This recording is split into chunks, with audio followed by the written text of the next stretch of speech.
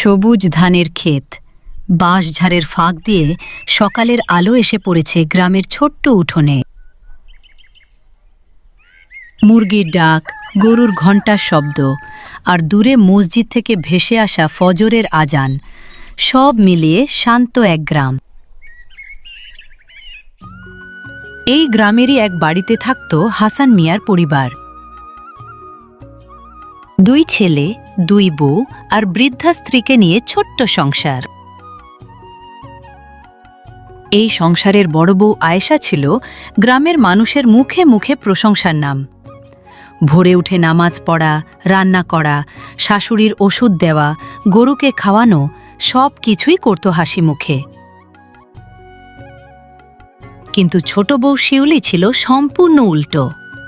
রাগ, চিৎকার, অহংকার আর ঝগড়া যেন ও স্বভাবের অংশ।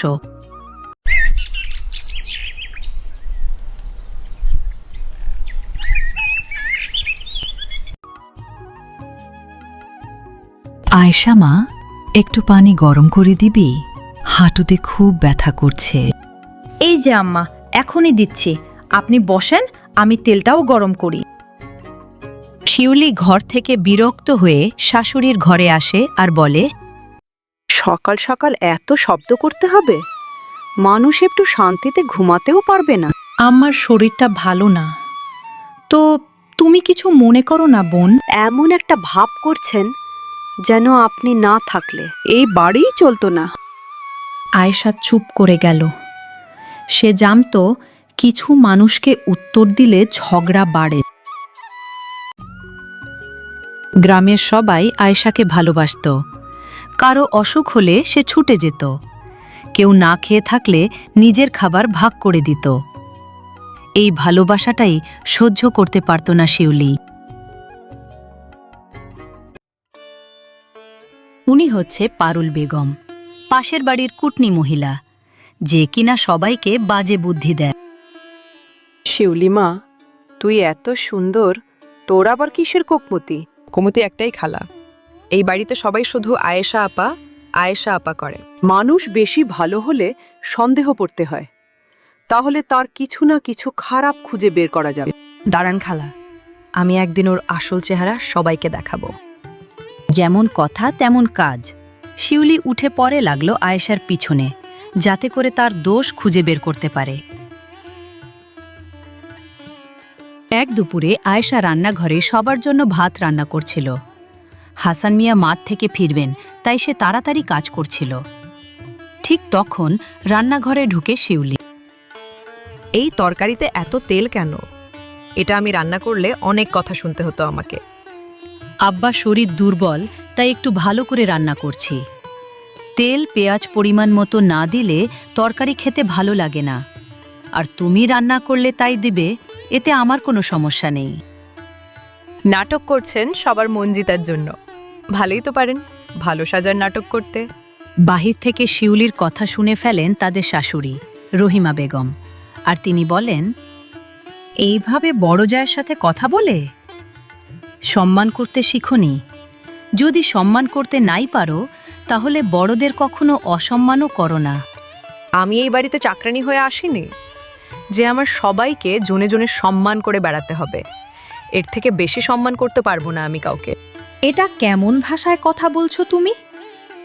ভুলে যেও না কার সাথে কথা বলছো তুমি।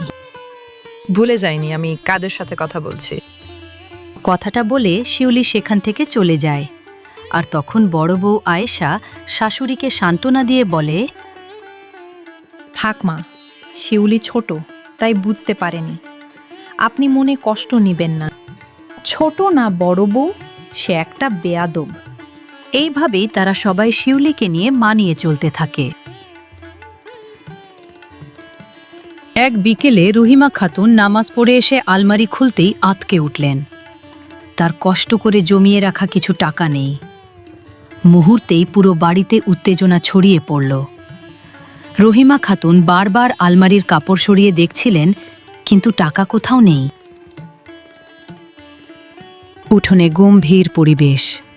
হাসান মিয়া চিন্তিত হয়ে বসে আছেন। কামাল আর জামাল একে অপরের মুখের দিকে তাকাচ্ছে, কিন্তু শিউলির চোখে তখন অন্যরকম আগুন। সে মনে মনে ভাবল, এই সুযোগে আয়েশাকে সবার সামনে ছোট করা যাবে। ওই টাকাগুলো ছিল আমার শেষ সম্বল। ওষুধ কিনবো বলে জমিয়েছিলাম। চিন্তা করো না, বাড়ির কেউ নেয়নি, হয়তো কোথাও রাখা আছে, পরে ঠিকই পেয়ে যাবে। তোমার যা ভুলো মন। আম্মা, যদি কিছু না মনে করেন একটা কথা বলি। তোর মুখে কখনো কোনো ভালো কথা শুনিনি, আজ কি বলবি বল। আমি দুপুরে আয়েশা আপ্পাকে আপনার ঘরের সামনে দেখছিলাম। যখন সবাই বিশ্রাম নিচ্ছিল, তাই আপনি আয়েশা আপ্পাকে জিজ্ঞাসা করতে পারেন টাকাটা সে দেখেছে কিনা। কি বলছো তুমি? দুপুরে আমি কখন মায়ের ঘরের সামনে ছিলাম? আমিও তো আমার ঘরে বিশ্রাম নিচ্ছিলাম। আমি নিজের চোখে দেখেছি। আর আপনার হাতে যেন কি একটা ছিল। আমার যতটা মনে হচ্ছে আমি আপনাকে দুপুরেই যেতে দেখেছি। শিউলি, বুঝে কথা বলো। তুমি যা বলছো ঠিক বলছো তো? আমি মিথ্যা বলছি না। টাকা হারানোর আগে আপা ওই ঘরে গিয়েছিল। কি আপা, আপনি চুপ কেন? আম্মা, আমি আপনার ওষুধ রাখতে গিয়েছিলাম, আর তখন তো আপনিও ঘরেই ছিলেন। তাহলে টাকা গেল কোথায়? টাকাটা কি হাত পা হয়ে উড়ে গেল? এই কথাটা বলেই শিউলি এমনভাবে তাকালো যেন আয়েশাই সত্যি চোর। আয়েশার বুকের ভেতরটা মোচড় দিয়ে উঠল। যে মেয়েটা নিজের সুখ বিসর্জন দিয়ে সংসার সামলায়, তাকেই আজ চোরের মতো দাঁড়িয়ে থাকতে হচ্ছে। আয়েশা মা, তুই কিছু করিসনি তো? আম্মা, আপনি আমাকে এতদিনে চিনলেন না? আমি এমনটা করতে পারি বলে আপনার মনে হয়? কারো বিরুদ্ধে প্রমাণ ছাড়া কথা বলবে না শিউলি। তুমি কি আয়েশার হাতে টাকা দেখেছো? আমি যা দেখেছি তাই বলছি। এখন বিশ্বাস করা বা না করা আপনাদের উপর।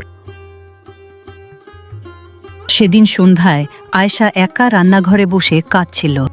চুলার আগুন জ্বলছিল, কিন্তু তার বুকের আগুন যেন আরো ভয়ঙ্কর ছিল।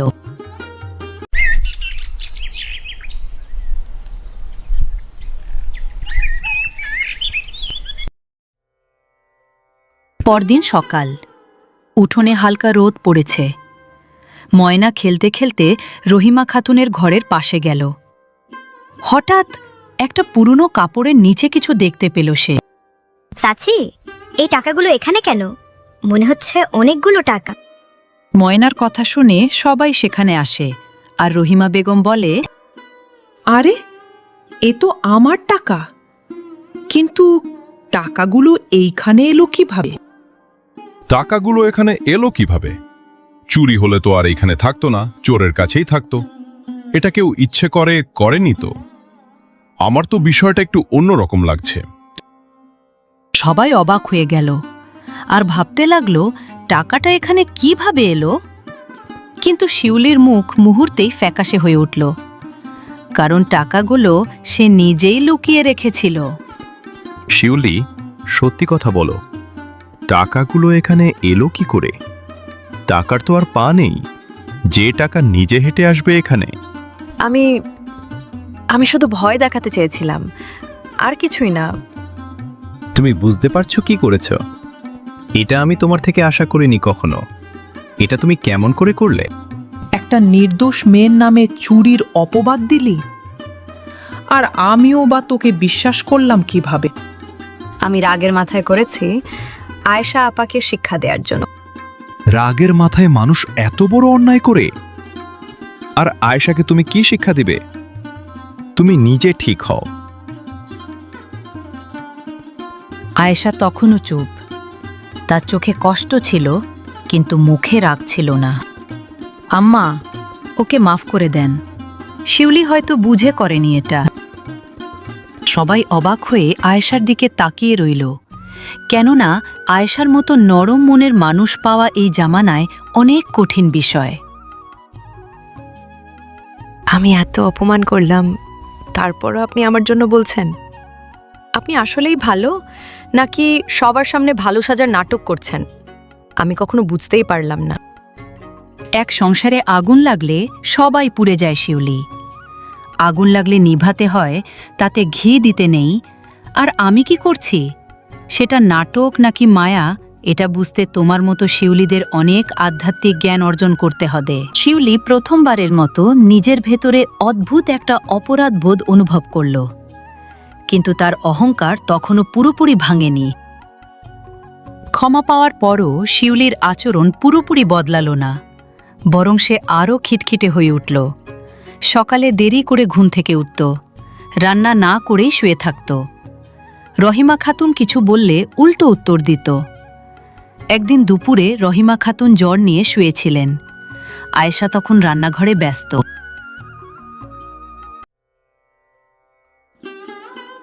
শিউলি মা, একটু পানি দিবি? আমার গায়ে অনেক জ্বর, আমি হাঁটতে পারছি না। আমি এখন পানি দিতে পারবো না, আমার এখন সময় নেই। গলা শুকিয়ে যাচ্ছে মা, একটু পানি দিয়ে যা আমাকে। শিউলি বিরক্ত হয়ে উঠে 1 গ্লাস পানি এনে টেবিলে জোরে রাখল। এই নিন, আপনার পানি এখন খেয়ে আমাকে উদ্ধার করুন। ঠিক তখন আয়েশা দৌড়ে এলো। তার কাছে মনে হচ্ছিল তার শাশুড়ি তাকে ডাকছে। আম্মা, আপনি ডাকছিলেন আমাকে? না মা, তুই কাজ করছিলি, তাই আমি শিউলিকে ডাকছিলাম আমাকে একটু পানি দিতে। আমি কাজ করছি, তাতে কি হয়েছে? আপনি ডাকলেই তো আমি আসতাম। আয়েশা মায়ের কপালে পানি দিল, ওষুধ খাইয়ে দিল। রহিমা খাতুন মুগ্ধ চোখে তাকিয়ে রইলেন। অন্যদিকে শিউলির বুকের ভেতর আবার হিংসা জ্বলে উঠল। শিউলি কোনোভাবেই মানতেই রাজি না যে আয়েশা ভালো। তার ধারণা আয়েশা ভালো সাজার নাটক করে সবার সামনে। দেখেছ, সব সময় নাটক। এই নাটকগুলো আমি আর নিতেই পারছি না। সব কিছু নাটক না শিউলি।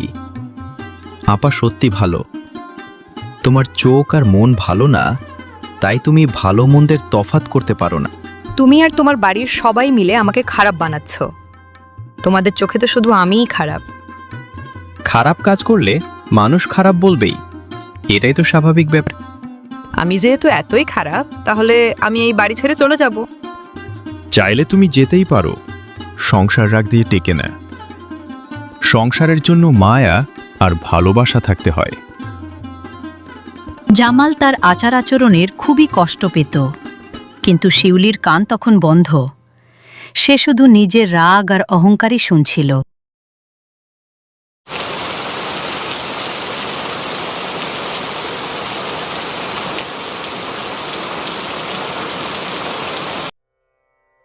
বর্ষার এক গভীর রাত, বাইরে ঝড়, বিদ্যুৎ চমকাচ্ছে। হঠাৎ রহিমা খাতুন বুকে ব্যথা নিয়ে মাটিতে পড়ে গেলেন। আয়েশা মা, আমার বুকটা জ্বলছে, আমার অনেক খারাপ লাগছে। কামাল, তাড়াতাড়ি আসো, মার অবস্থা ভালো না। হায় আল্লাহ, এখন কি হবে? আর এত রাতে কি করব কিছুই বুঝতেছি না। চারদিকে কাদা আর ঝড়। এই রাতে কেউ বের হতে চাইছিল না, কিন্তু আয়েশা এক মুহূর্তও দেরি করল না।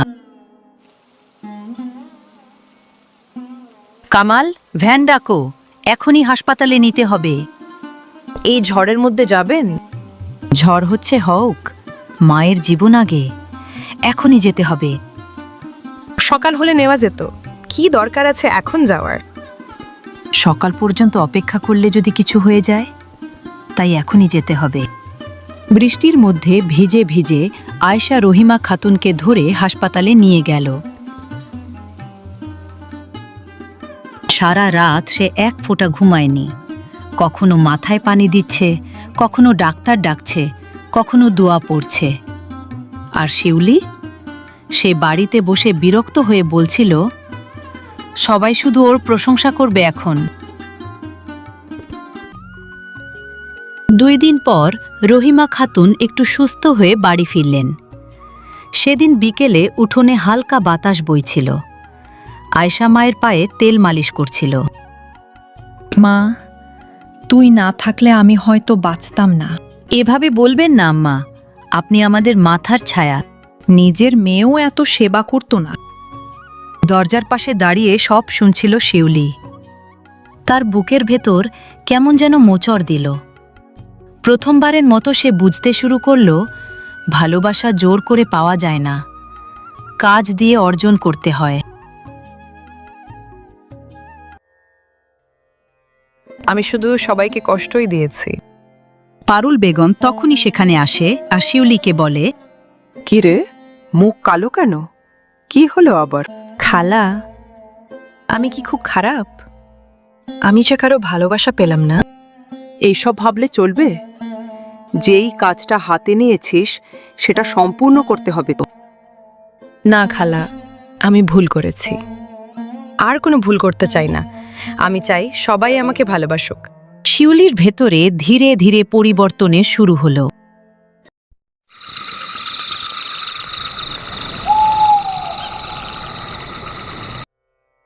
সেই রাতে উঠোনে একা বসেছিল শিউলি। আকাশে চাঁদ ছিল, কিন্তু তার মনে শুধু অন্ধকার। সে মনে করতে লাগলো নিজে সব আচরণ, অপমান, চিৎকার, মিথ্যা অভিযোগ তার নিজের কাছেই নিজেকে ছোট লাগতে শুরু করলো। আমি কেন এমন হয়ে গেলাম? এমন তো হওয়ার কথা ছিল না। শিউলিকে কান্না করতে দেখে জামাল তার পাশে এসে বসল আর তার কাছে জানতে চাইল, কি ভাবছো? তোমাকে খুব উদাসী লাগছে। আমি সবাইকে কষ্ট দিয়েছি। আয়েশা আপা এত ভালো কেন? আমি এত অপমান করলাম, তারপরও উনি আমার জন্য ভালো চাইলেন। আমি কি আর বদলাতে পারবো, নাকি সবার কাছে খারাপই থেকে যাব? ভুল বুঝতে পারাটাও বড় ব্যাপার। আয়েশা আপা তোমার ভালো চায়, কারণ উনার মনটা পরিষ্কার। মানুষ চাইলে সব পারে, তাই তুমিও নিজেকে বদলাতে পারবে। শিউলি তখন কাজ ছিল। এটা রাগের কান্না ছিল না, এটা ছিল অনুশোচনার কান্না।